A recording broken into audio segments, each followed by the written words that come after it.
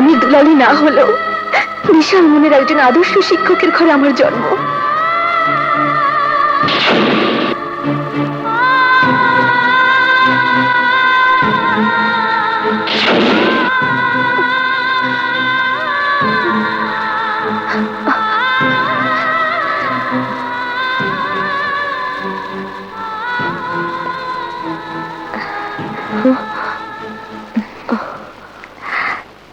আপা, একটা বিস্কিট নেন। আচ্ছা, তখন তুমি বলছিলে তুমি একজন শিক্ষকের সন্তান।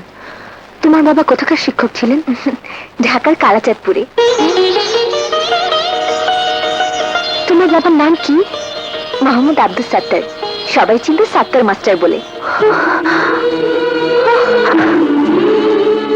এক দুর্ঘটনায় আব্বা মারা যান।